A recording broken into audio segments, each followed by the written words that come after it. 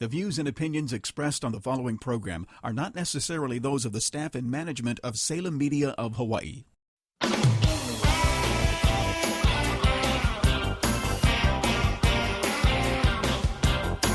Welcome to Hawaii Money Resource with financial advisor Marko Mijuskovic. Marko Mijuskovic is registered representative and financial advisor of Park Avenue Securities LLC, 7 Hanover Square, New York, 10004, and at Wealth Strategy Partners, 677 Ala Moana Boulevard, Suite 720, Honolulu, Hawaii, 96813. This show is for informational purposes only. Individual risk tolerance and investment objectives must be reviewed prior to making any specific recommendations. And now your host, Marko Mijuskovic. Welcome back. You're listening to Hawaii Money Resource. My name is Marko Mijuskovic, Senior Partner at Wealth Strategy Partners, also Certified Exit Planner. And you are listening to Hawaii Money Resource exclusively on Wednesday night, 5 to 6 p.m. So while you're stuck in a drive on your way home or wherever you're going, turn into AM 760 KGU and you can hear us on your old-fashioned radio. If you're in front of a computer, you can stream live at hawaiimoneyresource.com, hawaiimoneyresource.com, and much, much more. So Hawaii Money Resource, like I said, every Wednesday night, 5 to 6 p.m. What we do over here, we try to educate you out there. If you're a business owner, we are pro-business. We try to help you out, grow your business, and eventually get out of that business in style once you're ready to sell it. While we're not talking about that, we are having a guest and we try to pick their brain for 1 hour and we try to see how they started with their business and all the pros and cons of being an entrepreneur and a business owner. So today we do have a regular edition of the Hawaii Money Resource, and that is having a guest. Today's guest is Jason Sewell. Jason is the owner and co-founder of DevLeague, DevLeague.com, and also we have a Sudokrew, two businesses, separate from each other, but all in the same industry, at this IT technology industry. So, Jason, welcome to Hawaii Money Resource. Thank you. Thank you for having me. We pretty much had a conversation for the last 10, 15 minutes before the show, so I pretty much feel like we got everything. Like we just need to expand on it, and we'll have a great radio show. But great story, and let's share that story with our listeners. Jason, just in like 20 seconds, give me the elevator pitch for DevLeague. Okay, so DevLeague is an accelerated training boot camp, taking people from no experience to getting them into the workforce in the software development industry, which is a high growth, high income field to go into. Okay, perfect. And then do you want to mention Sudokrew as well? Yeah, so Sudokrew is a software development company. So we target education and energy companies to kind of build out custom software, anything from kind of web applications to larger infrastructure.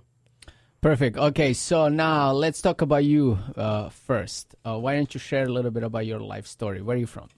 I grew up in Denver, Colorado, for the first 25 years of my life, and then I've been in Hawaii for 14 years now, since 2002. Nice. What brought you to Hawaii?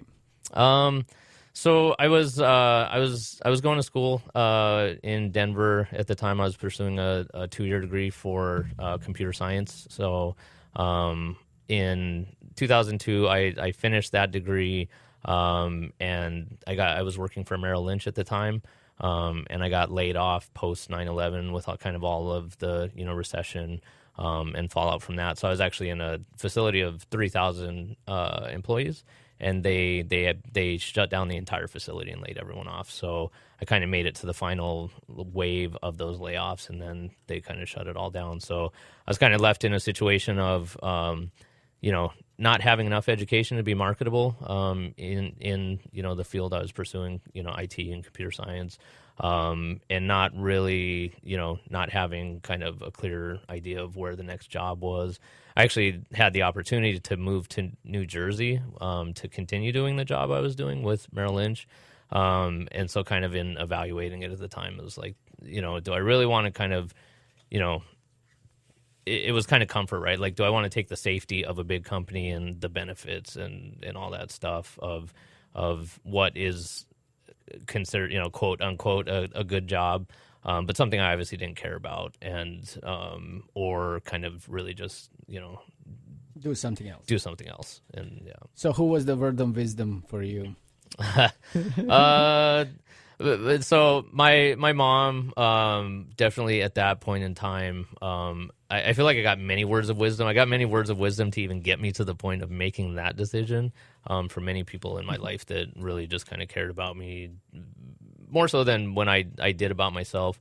But at that point in time, my mom was like, well, hey, why don't you pursue, a 4-year degree? You kind of, finished your 2-year, and we had actually kind of just come out here for a vacation prior to that. And she was like, you liked Hawaii. Why don't you apply there? I was like, that's actually a pretty good idea. So. That's why we have moms. Yeah. Good idea, right? So a good point. You mentioned something very interesting. Like he had like a mini word of wisdom on the way, right? Mm-hmm. And the question is, how did you internalize them? Because sometimes people are getting the suggestions and advices from people all the time, especially in their teenage and early 20s. But it just goes through your head, comes on left, comes in on left, comes out on right. So pretty much, what do you do to process it, to move forward, utilize that idea? Because this is very important, not just while you're a teenager in your 20s, but while you're running the business. A lot of time you're getting suggestions and advices from people around you, but the question is, do you really utilize them or not, and how, if you do? Right. Yeah, that's a very good question. I'm still to this day one of the most stubborn people I know, and I've learned most lessons in my life kind of the hard way of like not listening to people and then figuring out at a later point like, oh, I see what you were saying, like you were right. But I have context now. Like without context, it's so hard to take advice of people because everyone's got opinions, right? So I guess to answer the question, at that point in time, to even get me going to school and college in the first place was somebody that I knew cared about me. And had kind of really they'd proven that, and they'd invested the time into like helping me kind of grow out of the teenage years and stuff like that. So I kind of did it for her at her urging to kind of get into school in the first place, to kind of be at that juncture. And so that was just taking the advice of somebody that I think I knew they had my best interest in mind, as opposed to just wanting to be right or something like that. And then I think following my mom's decision to apply for college, it just kind of made sense. It at the time it was perfect for me at the time. And what about Hawaii? Hawaii was a decision factor. Oh yeah, absolutely. And that's what I mean. I think she made the right. She gave me the right advice at the right time. She didn't try to send me to a college that maybe was more prestigious or closer to her life or anything. She kind of made the suggestion like she knew it would appeal to me to kind of go reset and go into a place that was appealing to me and just take advantage of whatever the school was there. So I think that was pretty keen insight on her part in terms of like just get there. So when was it when you arrived here? I got here in 2002, so August of 2002. So literally just about 14 years ago, almost exactly. Graduated, got a degree? Yeah, so I came into the computer science program at UH, since that was what my associate's degree was in. And kind of funny, actually, in terms of talking about advice and getting advice, is that in my first semester in ICS at UH, there was actually a professor who said at the time, this was when offshoring was really kind of getting, very popular and picking up a lot of momentum. And so jobs were just like, everybody was, sending jobs to India. Yeah. And, the layoffs, like even how what hit me was obviously hitting the entire, economy. Country. Yeah. And so, so I was sitting there, I'm like, I'm a high school dropout. I got a crappy 2-year degree, and this guy's telling me that there's not going to be any jobs for programmers unless you're a superstar. And I was very encouraging teacher. Yeah. So I was like, that's why you go to HPU, right? Yeah. So okay. So about that same time, one of the other groups from the College of Business, the MIS club, the ITMA. They came and talked like we're also IT focused, but more on the business side. And I was like, well, I just came from the business world. Maybe that's a more safety, kind of a bigger safety net in terms of, the whole I wasn't going to college to pursue kind of like my ideal. I wanted to get a job, and I'd worked a lot of crappy jobs prior to getting educated. So it was very much like oriented towards how do I get a job coming out of college, as opposed to like what do I really want to do. So I switched over to MIS and graduated with a MIS degree in 2005. Perfect. And then diving into the world of working for someone, getting experience, so on and so on. We're going to talk about it in a second segment. Right now, like I'm going to ask you, like when you're working in the information technology world like you are, everything is online. You just need to plug yourself into the system, and pretty much you can work from anywhere in the world, right? We're going to talk about how you choose to run your business and why is that important for you in a little bit. But managing the time is very important when you're running the business. So if you look at yourself where you are right now and where you were at the beginning of your business in 2013, managing your personal time with your professional life, how did you do it? Gosh, it's still something I'm learning for sure. I don't have a lot of personal time, but I'm okay with that. Like I love what I do, and I love the people that I spend, that work for both companies and my partners and all of the interactions that go around that. So I get so much social fulfillment out of just working all the time. And I continue to learn, which, I've always loved kind of learning more about technology. And so, when I'm not kind of, actively working, I'm still learning and actually trying to learn more, because I'm trying to stay relevant as a software developer at the same time of being an entrepreneur and a business owner of two companies. So I would say that I don't manage the time well. I'm also a single father, so I have my daughter part-time. So that's like my main focus is like when I have her, the days that she's with me, which is like half of the time. Mm-hmm. I make sure to dedicate time to her. And then outside of that, I work all the time. And no, I was expecting like, if you go online and download this app, and this app has all the stuff, and all you need to do plug it in, and then good to go. No, I wish. I'm still looking for that silver bullet. You didn't make that app yet. Yeah. So, well, there you go. Yeah. It's very hard. I think my big lesson of kind of, one of the kind of cliche things you hear a lot that's definitely easier said than done is delegation. Is that I've spent the last year really trying to get better about just kind of trusting people. And I mean, delegating is easy, but truly trusting that they're qualified and capable of doing the job. And then I've kind of adjusted my process to follow up with people more. It's not just delegate, but kind of have that touch point on kind of, the follow-up as well. Perfect. We're going to share that definitely in one of the future segments. Last thing before we take a break, I know our operator over here is like eager to set us on a break, but last thing, what do you do for fun? For fun, I still, other than working, right? I still like getting in the ocean, so I try to swim. I haven't surfed much lately, but I'm trying to get back into surfing. But I really like open water swimming. And then I like catching some beers here and there, seeing some live music when I can. Beer. Yeah. Okay, perfect. Now let's take a break. Today's guest is Jason Sewell. Jason is the co-founder and owner of DevLeague and Sudokrew. You can find him online, DevLeague. DevLeague, if you are wondering how you spell that, is a developer league, so devleague.com.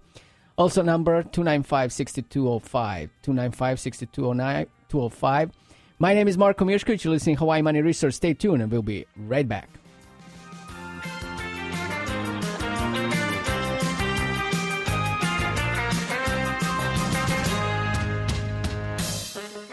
.760 KGU. Part of the Wall Street Business Network. You've gone to protests, written letters, even considered chaining yourself to a tree. But saving the world is not easy at all. Fortunately, saving a life is. And when you donate 1 pint of blood, you can save up to 3 lives. Visit bloodsaves.com to learn more. Hi, I'm Lex Friedman. I run my own business called Podlexing, so I know from experience, hiring new employees can be tough. With so many job boards out there, how can you know which one will produce the best talent? Realistically, to fill the position fast and with the perfect candidate, you need to post your job on all the top job sites. And now you can do it with a single click with ZipRecruiter.com. ZipRecruiter.com lets you post to more than 40 job sites at once. ZipRecruiter.com also posts your job on LinkedIn, Facebook, and Twitter. Just post once and watch the qualified candidates roll into ZipRecruiter's easy-to-use interface. You can screen applicants, rate them, and hire the right people fast. Try ZipRecruiter free right now and find out why it's been used by over 100,000 businesses. And right now, listeners of this program can try ZipRecruiter for free by going to ZipRecruiter.com/info. That's ZipRecruiter.com/info. One more time, to try ZipRecruiter for free, go to ZipRecruiter.com/info. Once upon a time, there was a business owner who worked hard and watched his company flourish. Then came the time to sell his company and retire in Palm Beach. But the path to his happily ever after was full of pitfalls and monstrous taxes. Whatever was he to do? It's not a fairy tale, and the wrong strategy can deprive you of a storybook ending. I'm Marko Mijuskovic, and I know about business valuation. I'm also a specialist in business exit, asset protection, and estate planning. Visit my website, businessexitplanninghawaii.com, and I promise you'll find more than just a trail of breadcrumbs. BusinessExitPlanningHawaii.com is an online resource designed to help you prepare for the final stage of your business's life cycle. At BusinessExitPlanningHawaii.com, you'll have no trouble at all finding workshops, podcasts, videos, articles, and more. Your happily ever after is just a click away at BusinessExitPlanningHawaii.com. Achieving personal financial success can be complicated. Marko Mijuskovic can make it simpler. That's something very good to know in a world where the wrong financial decisions can be all too costly. Marko Mijuskovic, Vice President of Wealth Strategy Partners, has been helping people in Hawaii successfully organize and plan their finances for years. Marko uses an holistic approach to help you balance your current financial obligations as well as your future concerns. And he does this while keeping things simple. Organizing your finances is serious business, but it doesn't have to be complicated. Find out how Marko can help you make smart, informed decisions about your financial future. Call him and schedule your complimentary session and tell him your story. He's there to listen. The toll-free number to call is 877-695-2102. That's 877-695-2102. 877-695-2102. Marko Mijuskovic.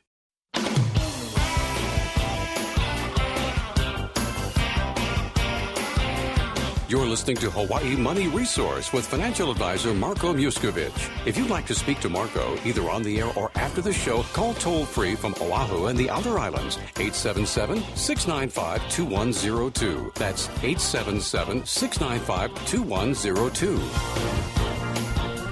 Welcome back. You're listening to Hawaii Money Resource. My name is Marko Mijuskovic, Senior Partner at Wealth Strategy Partners, also Certified Exit Planner. I forgot to mention earlier that we do have a website designated just for business planning and business exit planning. A lot of good stuff. If you didn't check it for a while, I'm encouraging you to go to businessexitplanninghawaii.com, businessexitplanninghawaii.com. Why? You can find a lot of good white papers that we have posted that you can educate yourself on the topics like a buy and sell agreement, C Corps versus S Corps, and many other. You can also watch the videos. We posting the videos right now. Every major event that we have, we do record in 360 technology, even though I'm not thinking it's the best yet. But we're posting it on our website, so you can check it out. You can also see listen to our radio commercials because we have some good ones, and those are posted on the website too. And a bunch of other relevant stuff when it comes to the business exit planning. BusinessExitPlanningHawaii.com, BusinessExitPlanningHawaii.com. Okay, let's go back to our guest today, Jason Sewell. Jason is the co-founder and one of the owners at DevLeague.com, or the name of the business is just DevLeague. Also, Sudokrew, two businesses. We're going to focus probably more attention on DevLeague because it's very important on the topic of how to prevent, technology mindset and people that are in that field from leaving Hawaii and going somewhere else, working somewhere else just because they can make more money, even though that's important, of course. So, Jason, you talk a little bit about yourself, how you came to Hawaii and you stayed and you're still here. That's good. Now, let's see what happened. Like, take us down the memory lane before you started your business. What prompted you to get into the entrepreneurship and business ownership?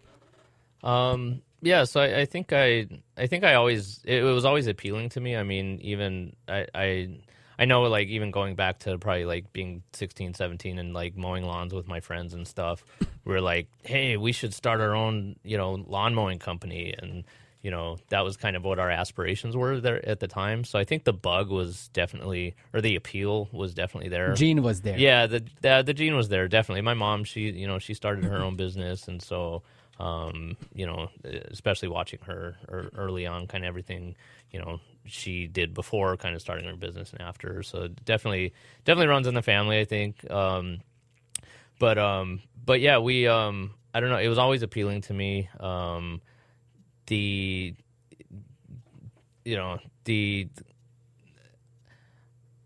trying to think where to start. So, well, start right after the graduation and working for other people. Okay. Building it up. Yeah. Okay. Yeah, that's a good one. So I guess in college, even somewhat, we were talking a little bit earlier, is even in college, kind of how I got my career start after switching from ICS into MIS, to kind of tie it back into what we were talking about. I figured out that I could, go out and people would pay me to do web development at the time. So, at the time it was kind of brand new, PHP, kind of this dynamic web 2.0, kind of, whatever you want to call it. That was kind of the new thing at that time. And I found out that people would pay me to, to build e-commerce sites or websites or things like that. So I kind of started it in college. And coming out of college, that's actually why I got hired. And so even talking about taking advice of, I had a professor at UH that she recommended that I apply for a programming job coming out of school. And I was like, I can't apply for that. I didn't do ICS, I don't know Java, right, coding and stuff. Yeah, and she was like, no, trust me, just do it. She knew what I had been doing. So, but yeah, when I applied, that was actually what got me the job, was everything that I had taught myself and kind of like what my side hustle had been in, while I was going to school just to make money. And so that was kind of the first little kind of taste of it, I think. And then coming out of school, I took the career path and the job. So I got hired I worked for Outrigger Hotels coming out of school. And kind of worked my way up through the ranks of their programming department in the time that I was there for like 8 years. So I kind of worked my way up to being a senior developer there, and got a lot of great experience. What did you do? I mean, is not that you were building the hotel booking website all the time. I mean, what was your job? So my job, it spanned all over the place. So when I first started, it was taking an old mainframe kind of system and web enabling the front end. So they were, when I started, they were still kind of on like terminal green screens, and an old, proprietary system that they'd built from the ground up. And they were trying to kind of modernize it. So that's why my web skills actually were appealing to them, because nobody else was... Good timing. Yeah, nobody knew this stuff, and I knew it, and that's what they were trying to do. So the first project was kind of, putting a web front end on kind of an older system. Most of what I did, over my time there was working on that proprietary PMS. I kept learning web. We got into, built portals for, different like travel agents and, different kind of customer bases. We did a lot of connecting of systems. How do we make our system talk to Expedia, Travelocity? Integration. Integration. So, I mean, that's primarily what I became very good at, was machines talking to machines over the internet, and then obviously kind of like the web technologies. So then I kind of worked my way up till I was the senior dev on Outrigger.com, which was kind of their branded, consumer-facing website. huge amount of traffic, huge amount of revenue that goes through that system yearly. So I got a lot of good experience when I was there. And then I kind of got to the point where I didn't think there was anywhere left to go. Right, I'd kind of worked my way up to the top, and we kind of start looking at what's next in that company. There was no next other than kind of management, and that really was not appealing to me. I love building software, and I did not want to kind of trade in those shoes to just kind of go to meetings and stuff all day, which is funny because it's kind of what I do now. for yourself, right? Yeah, but for on my own terms is very, very, very different. But yeah, so different agendas. Yeah, different agendas, and but yeah, so it got to the point where even working in enterprise, I worked for Merrill Lynch, big company, definitely saw that a company of that size, you're really kind of just a number, and you might make some money and have that financial stability and benefits, but like, what are you really getting out of it?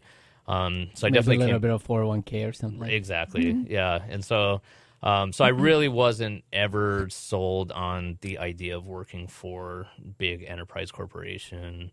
It just didn't hit my sweet spot. So I kind of I just didn't see that I had anywhere left to go there, and so it was. And I'd been trying to come up with ideas for businesses for years. I actually had kind of like a contracting. I had my side hustle forever of just taking on contract web work and building e-commerce sites and different web portals and websites. So I'd kind of tried and realized and all the things I was not good at, and trying to do everything on my own, and so I definitely kind of learned for Sudokrew. I knew very clearly like what I needed help in terms of kind of taking it to that next level of just being kind of a sole proprietor versus actually starting a company on that side. And then my partner Russell on the DevLeague side, the thought of really kind of helping people get a career start into an industry, doing something that they enjoy, it was very impactful in my life of kind of, I truly do love building software, and it to me, it is a lifestyle, not just a job. So kind of those two things, I think we had clear visions on both sides. So what happened? So, like, what pushed you? What gave you the final push? So you said, okay, let me go down to the DCCA and get my business going. Right. So this probably actually helpful is I knew it was coming for some time. So I actually got a promotion about a year and a half before I quit my job.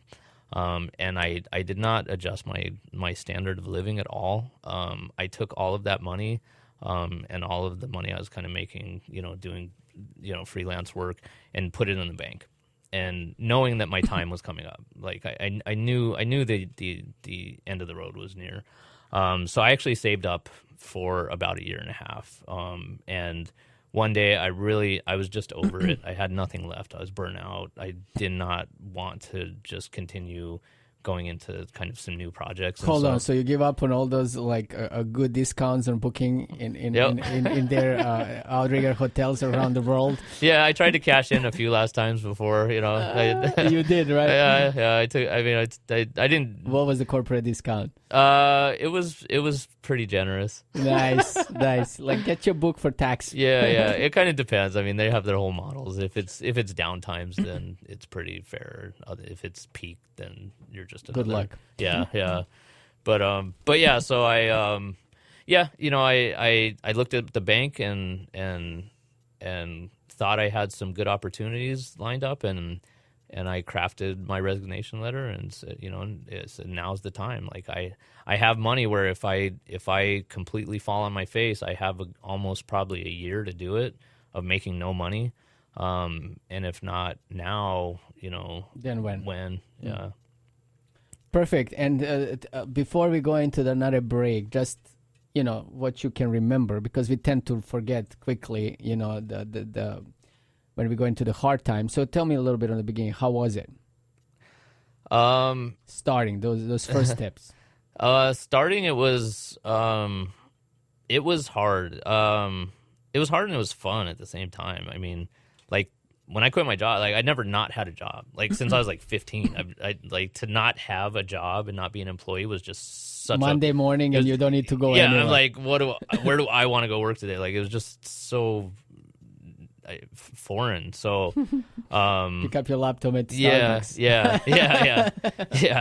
And then just at the beginning it was more just like getting stuff done and getting out there and trying to establish, Sudokrew was it wasn't easy, but it was easier because I had skills and it's very easy. You could do it. It's easy to sell skills and I had experience. Like I've done all these things there. Who was your first client? Our first client was actually Blue Planet Energy. Or no, I'm sorry, Blue Planet Foundation.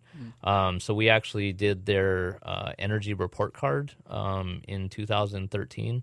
And so that was the first client. It was that was a good validation in terms of us hitting our kind of target market and identifying that it existed. Was we wanted to target like energy companies and feel like we were building software that actually mattered and kind of had an impact in the world, or work with companies that had those kind of missions. So that was kind of where. That was our first client. Perfect. Why don't we take our next break? Today's guest is Jason Sewell. Jason is a co-founder and owner of DevLeague.com. I mean, you can find him at DevLeague.com, but name of the company is DevLeague, and also Sudokrew. You're listening to Hawaii Money Resource. My name is Marko Mijuskovic. Stay tuned. We'll be right back.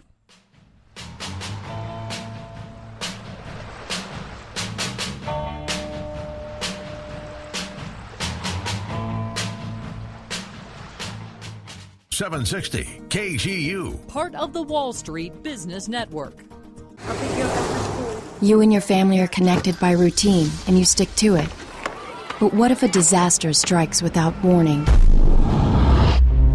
What if your day's routine is disrupted and you can't reach your family? Have you planned for that?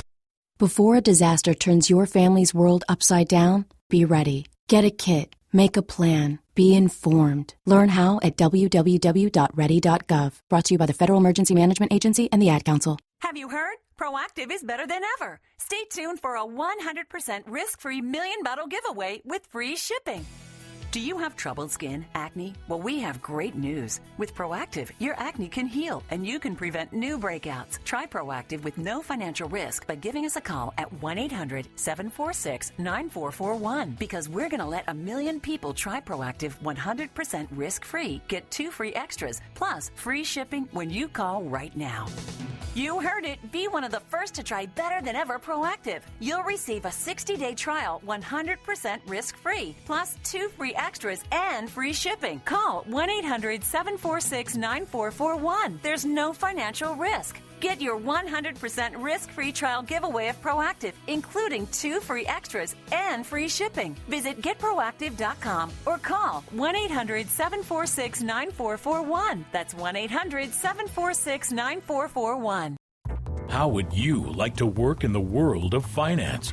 Wealth Strategy Partners is considering smart, motivated financial associates.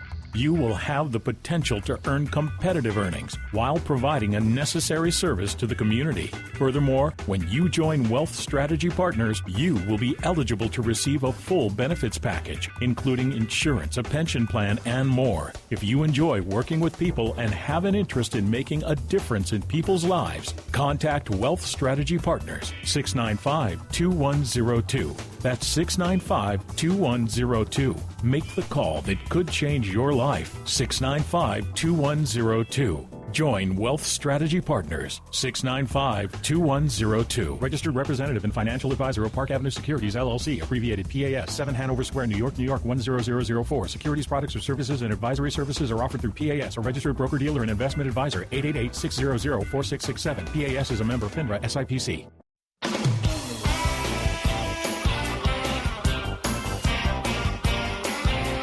You're listening to Hawaii Money Resource with financial advisor Marko Mijuskovic. If you'd like to speak to Marko, either on the air or after the show, call toll-free from Oahu and the outer islands, 877-695-2102. That's 877-695-2102. Welcome back. You're listening to Hawaii Money Resource. My name is Marko Mijuskovic, Senior Partner at Wealth Strategy Partners, also Certified Exit Planner. You're listening to Hawaii Money Resource every Wednesday night, 5 to 6 p.m. Also online, HawaiiMoneyResource.com, HawaiiMoneyResource.com. So if you miss any of the show that we run in the past, you can always go online and download the podcast. You can also stream live every Wednesday, 5 p.m., and much, much more. If you are a business owner and you're a little bit stuck, you don't know who to talk to, and you are not sure where you're going with your business, but you would like to get out of the business in one point in the future, businessexitplanninghawaii.com, businessexitplanninghawaii.com, or you can call me at 695-2102, 695-2102. Okay, let's go back to our guest today, Jason Sewell. Jason is from DevLeague and also Sudokrew, two businesses, information technology industry. Jason, in a previous segment, you were talking about targeting the specific type of clients that you would like to work with.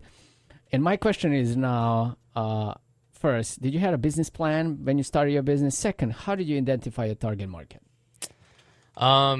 Yes, we had a pretty loose business plan, kind of like the business model canvas. So we definitely kind of, in that kind of like lean startup methodology, really kind of tried to, put things on paper of how, what our business plan, what our monetization strategy were, and growth strategy and stuff like that. So it was, I in retrospect, I feel like it could have gone. We could have put more effort into it, but at the same time, like we did not, and we grew and we were successful in what we did. So what the right balance is of that, I don't know, but definitely we put in the time. I think in coming up with the business strategy to begin with, it was a series of conversations with both partners of kind of how we arrived there.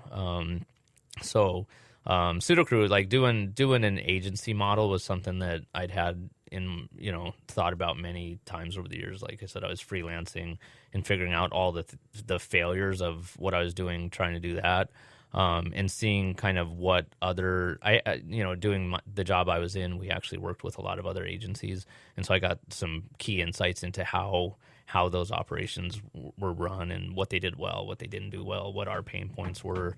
And then on the DevLeague side, it was really kind of analyzing the economy and kind of the rise of the accelerated learning programs or boot camps, and just wanting to play a role in terms of kind of improving the tech economy kind of here in Hawaii, and kind of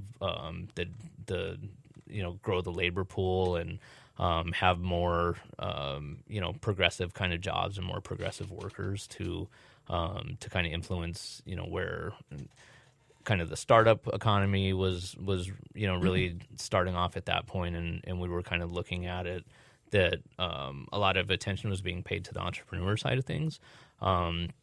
And there was a lot of programs being, put in place for that. But nobody was, if all these companies they were all tech-focused companies, if they were to start to gain some traction or get some funding, who was going to work for these companies? Right. And so we kind of, with that, we kind of plugged ourselves into it, being in the industry for several years and having gotten out into the community. I had a pretty good pulse in terms of kind of where opportunity was, and my partners also were very active in the community. So, yeah. They pretty much knew. Anyway, so let's talk about the businesses. Let's talk about DevLeague. Give us a rundown. What does DevLeague exactly do? Yeah, so DevLeague is it's a software development boot camp, or kind of the more formal term now is accelerated learning program. So basically, it's kind of like the college degree with like trimming all the fat and all the stuff you had to take in college that you never really cared about, and just focusing on the major core concepts, and condensing that. It's like doing your major course on a different level, just that course without anything else. Yeah, and without math and English. Yeah, and doing only that, and right. You have no life outside of doing just that for a short period of time. And so the format is it's 6 days a week, 11 hours a day, at least 11 hours a day for 12 weeks. And so it really is an immersive learning environment where people come in and they eat eat, sleep, breathe software and repeat. Yeah, repeat for 3 months, and what they're capable of doing coming out with that kind of motivation and that kind of commitment is actually pretty impressive. And so the quality of the output has definitely kind of resonated and kind of we've kind of made a name for ourselves out in the business community and the startup community, is that our graduates are, they're great employees because we don't take everybody that wants to pay. We are very selective. So why don't we talk about it for a moment? Yeah. Who do you pick? And how do you pick? So we have an interview process. So we do a personal interview for everybody that applies. So to date, we've actually interviewed in person over 500 people, with only I think we're about 90 something that have been accepted. So we only accept about 30% of the people that apply. So we do a personal interview, find out people's motivation, find out a little bit about them, kind of get a sense of who they are, and then we have a coding challenge that people have to complete to get into the program. If people don't have a background in software development or no former training, it's very, very difficult to get through, of learning and teaching yourself, or we actually do our prep class now to kind of help people through it. But it's very difficult. And what that happens is many people self-select themselves out of the process, is that they think it's too hard, or they find out like, I would never want to do this for a job. Like, this is miserable. I hate this. And that's good. We'd rather them find that out before they come in than halfway through the program. So generally what they're really demonstrating to us is commitment, is that they know what they're getting into. They know that it's something that they would enjoy, and they're willing to commit the time to be successful in this path, and they're giving up, they're not going out to the bar with their friends. Is it usually the people that apply, people that are already working for companies, and companies incentivize them to do something because they need it for growth? Or is just something every Joe who is not sure where he want to go with his life, but he has some background in IT? The companies that's starting to happen more, where people are warming up to the fact like, hey, if you go do this training, you can level up within the company and bring back new modern skill sets. What our primary demographic is actually kind of previous college graduates that are transitioning. For whatever reason, they've kind of gone into a career path that really isn't kind of like hitting the mark for them in many ways, maybe personally, maybe, from an income point of view, or, they've kind of feel like they've hit the ceiling very early on, and they're just not fulfilled in what they're doing. And they feel like that they would be much happier, and there would be a lot more opportunity going into the field of software development. So the appeal is there. It's our job to make sure we get the right people in that would actually be successful. Who developed the courses, or who developed the program? Myself and Russell kind of came up with the idea of at least kind of the technologies that we're going to focus on, and then our first instructor, John, he's worked very closely with me over the last few years to. We built it out starting off, and then it's kind of revised over time, and now we have an entire staff that's kind of contributing and adapting it over time. So for people that will get out of that program, what is it that they can expect? So they're pretty much primed to go into entry-level software development jobs. Is kind of we do have outliers that go into higher levels of or bring in, we actually have a lot of people that have various skill sets, like other, like I said, they have college degree, they have work experience. So we actually have people that are more attractive to certain companies, or, because they have industry experience. But generally that's the target, is that you can get your first job as a software developer in the industry, and it only goes up from there. We've gotten people, we've gotten students into Microsoft. We have somebody who's interviewing at Google who's actually pretty far along in the process right now. We have so many stories, but I mean, we've had a lot of success. How often do you do that per year? How many times per year you have the entry points? So pretty much every 13 weeks. So we kind of take a week of downtime. We have a part-time and a full-time course. So the part-time course is for the people that are working and can't afford to quit their job or have no income for 3 months or longer.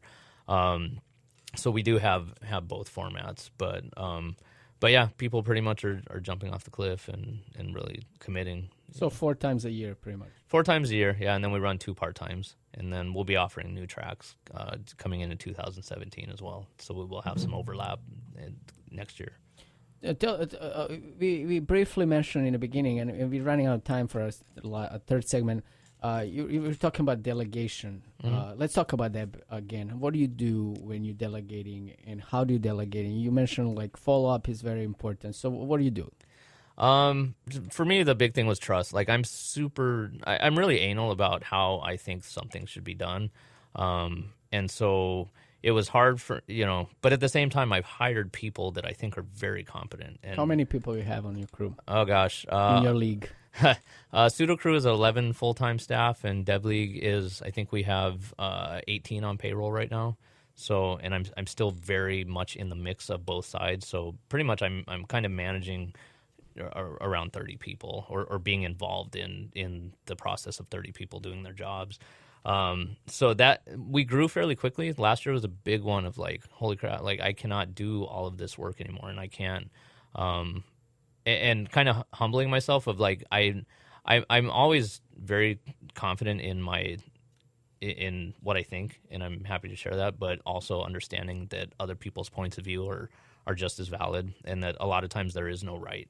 It's just moving forward is more important than being right. And if somebody did something a little bit different than I would have done it, that's okay. As long as and kind of what as long as you're moving it forward. Yeah, as long as we're moving forward and the objectives of the business are kind of happening. And I do, it's so important to me to see people grow and be given opportunity. And that was something I felt was lacking in my time as an employee, was not being given, kind of having to fight for opportunity when maybe it should. I would have liked to have been invested more as an individual. So I try to do that, and it does matter. What about follow-up? It creates a good culture, and the follow-up is so key. Is that expecting people to kind of just come, do their job and kind of report it back to you is it's just hard. People are busy and they're focused on what they're doing. If you can go follow up with them, it's just it's putting yourself on an equal kind of footing with with everybody that works for you. Is that so? Here is the task. Go develop it, do it, whatever, and I'll follow up next Monday. Yeah, and I'll come check with you. And what I try to do, I try actually to go to their desk or their kind of where they're at, and I'm still getting better at that. But to me, I think it's a very important thing of like, hey, you're taking the time over to come to me. It kind of breaks down that hierarchy of somebody just kind of of just the boss kind of sitting at the top. And I still do kind of ask boss that people stuff. come to me, but yeah, it does matter. I mean, it does. It's part of the human element of running a company and people being invested in what you're doing as a company and feeling like they're getting value and respect out of a job. And I think that's so you're important. like three and so years into it. So if you're looking backwards and you said, okay, now you know what you know, right? Because in the beginning you don't know anything, you just want to start. Will you do it again? Oh yeah. And will you do it the same way? I would absolutely do it again. I love what I do. I think it's not for everybody. I mean, it is very risky, and I lose my mind all the time. I mean, I'm in a constant state of freaking out about one thing or another. But it's great. I feel like I have a purpose, and what I would probably do so much differently because I've experienced it now. I think I would do. Gosh, it's so hard to say. I'm still, even 3 years in, I'm still focused on how do we just kind of keep moving forward and keep the wheels kind of. So you're going. still in a development phase. Absolutely, we're still in growth phase in both companies. Perfect. Why don't we take a last break? Today's guest is Jason Sewell. Jason is from DevLeague, also Sudokrew. You're listening to Hawaii Money Resource. My name is Marko Mijuskovic. Don't forget, businessexitplanninghawaii.com. Businessexitplanninghawaii.com. I'll be right back.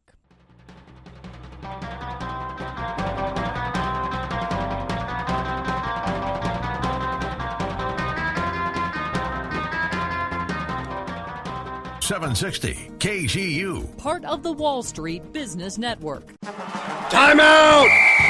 Okay, guys, Summers really had his bell rung and could have a concussion. I'm pulling him out for the game. Rodriguez, you're in for Summers. Come on, Coach. It's just a ding. I'll shake it off. Yeah, he's tough. Plus, we need to win this to make the playoffs. Listen, we're a team and we need to look out for each other. Concussions are serious. No game is more important than your health. Take concussions out of play. If you're a coach, know the warning signs and never let athletes return to play before a healthcare professional says it's okay. A message from CDC. Achieving personal financial success can be complicated. Marko Mijuskovic can make it simpler. That's something very good to know in a world where the wrong financial decisions can be all too costly. Marko Mijuskovic, Vice President of Wealth Strategy Partners, has been helping people in Hawaii successfully organize and plan their finances for years. Marko uses an holistic approach to help you balance your current financial obligations as well as your future concerns. And he does this while keeping things simple. Organizing your finances is serious business, but it doesn't have to be complicated. Find out how Marko can help you make smart, informed decisions about your financial future. Call him and schedule your complimentary session and tell him your story. He's there to listen. The toll-free number to call is 877-695-2102. That's 877-695-2102. 877-695-2102. Marko Mijuskovic. We all want to retire someday, but how will you afford it? Marko Mijuskovic here, financial advisor for Wealth Strategy Partners. Times are tough, but nothing brings comfort and security like having a financial strategy. Some financial strategies can be complicated. All those numbers and percentage points. It makes your head spin. But that's why I created an easier to understand system called Retirement Income Timeline. Let me analyze your situation using my retirement income timeline, and I'll show you how you may be able to turn your money worries of today into a stress-free retirement of tomorrow. It's easy. Just call me and I'll assist you. Get your personal retirement income timeline by me, Marko Mijuskovic, today. Call 695-2102, 695-2102. Registered representative and financial advisor of Park Avenue Securities, LLC, abbreviated PAS, 7 Hanover Square, New York, 10004. Securities products or services and advisory services are offered through PAS, a registered broker-dealer and investment advisor. 888-600-4667. PAS is a member FINRA SIPC.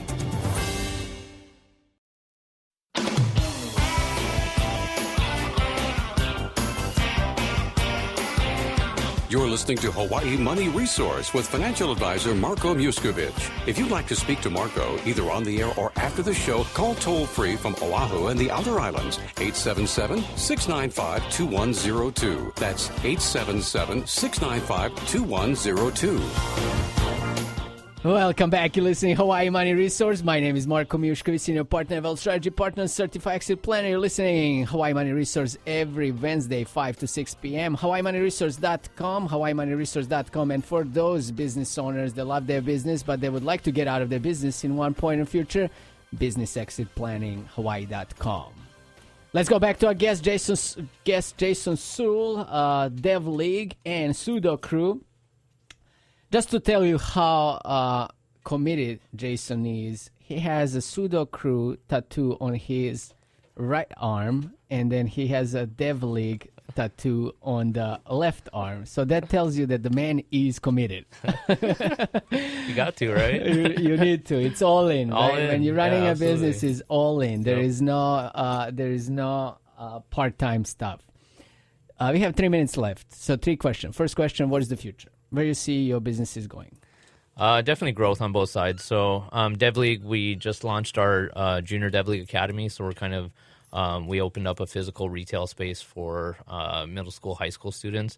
So we're going to be kind of, growing that out.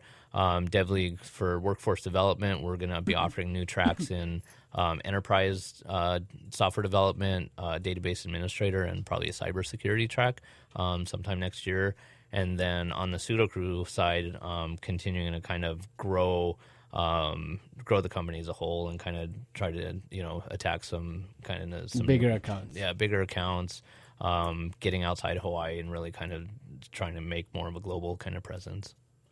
Perfect. Second question is, what is your exit strategy? That's a great question. I don't know that I have an exit strategy at this point other than wanting to, have one. My focus to this point has been to build valuable companies that at some point there will be an exit opportunity.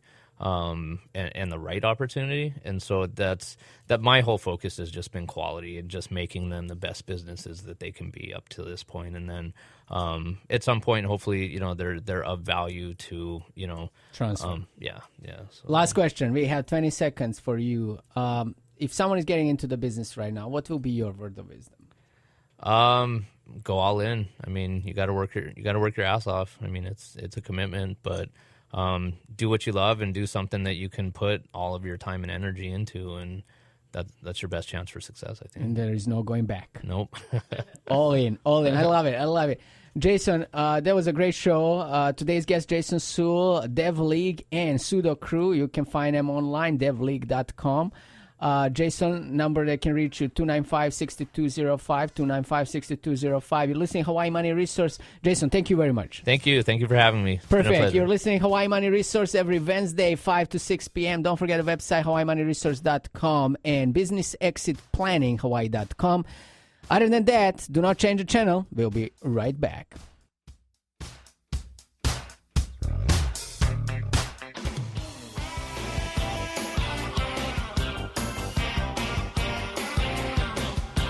The Living Balance Sheet and the Living Balance Sheet logo are registered service marks of the Guardian Life Insurance Company of America, New York, New York.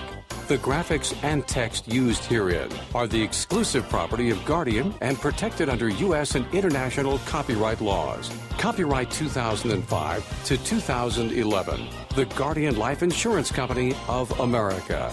This show is for informational purposes only. Individual risk tolerance and investment objectives must be reviewed prior to making any specific recommendations. Marko Mijuskovic is a registered representative and financial advisor for Park Avenue Securities, LLC, 7 Hanover Square, New York, New York, 10004.